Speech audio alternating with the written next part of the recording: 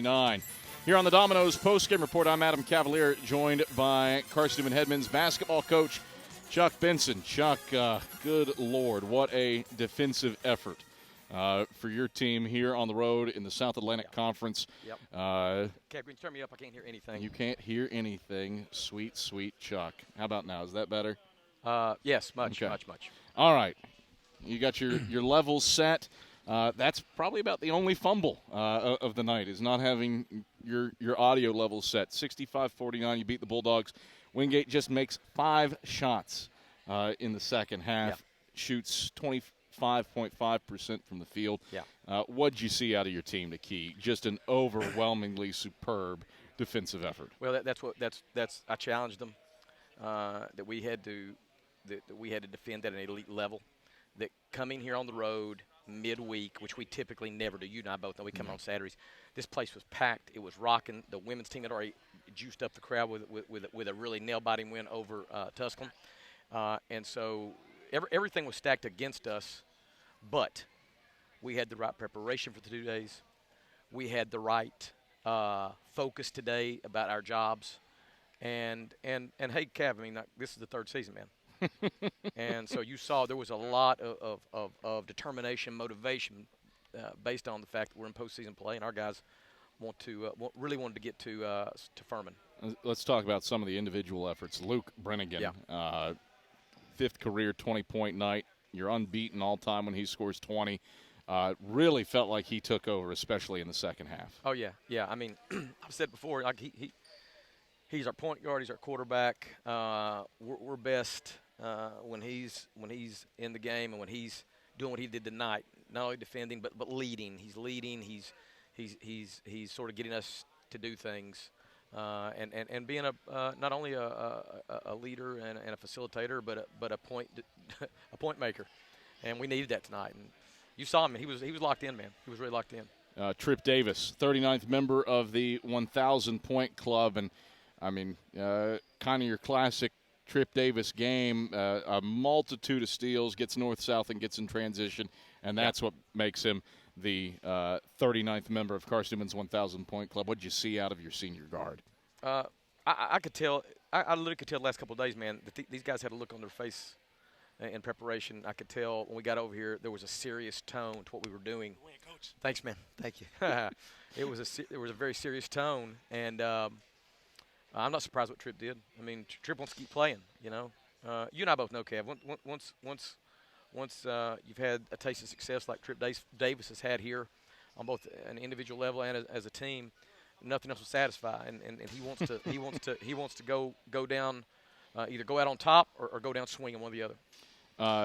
You bottle again. We talk about the defensive effort, but you really bottled up just about everybody. Destin Clark, who had 28 on you in this building in the tail end of January, just 6 shot attempts. Yes, he does get a double-double with 13 and 12. Jaron Cottingham, who one would presume is going to be within the first 2 teams of the all-SAC teams when that gets released tomorrow. He goes 2 of 10 and 1 of 7 from beyond the arc. Those 2 specifically, what'd you do to impact them? We're just mindful of personnel. It goes back to the scout and the preparation. We knew who was doing what. And so our guys were really locked in on stopping those guys. And then obviously none of the other guys got going. At the end of the day, Wingate is a team that they're an elite 3-point shooting team. And we knew we had to defend that, but we also wanted to make sure that we didn't give up a ton of easy twos. So, you know, credit goes to our guys. The preparation, the focus, and follow-through was really, really on point, man. I mean, I just think about this year. This has been our best defensive night when you consider what was at stake. I mean, if Wingate wins tonight, I think they're probably a shoe-in for the NCAA tournament.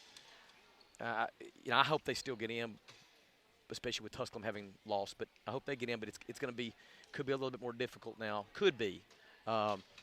So, you know, we had our backs up against the wall, and our guys show, man, that they're fighters. They're not quitters. They're not soft.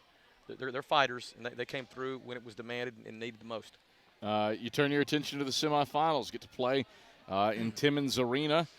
You would have played there last year had that been the tournament format, but it's been a minute. No, I'd have preferred to do it the way we did Yeah, last year. I know.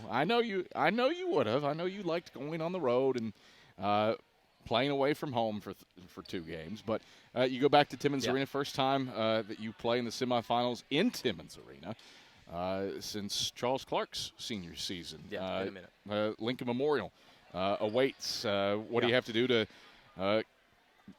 go from this one and get ready for the Rail Splitters? Well, we played them not so long ago, and our guys remember how that went.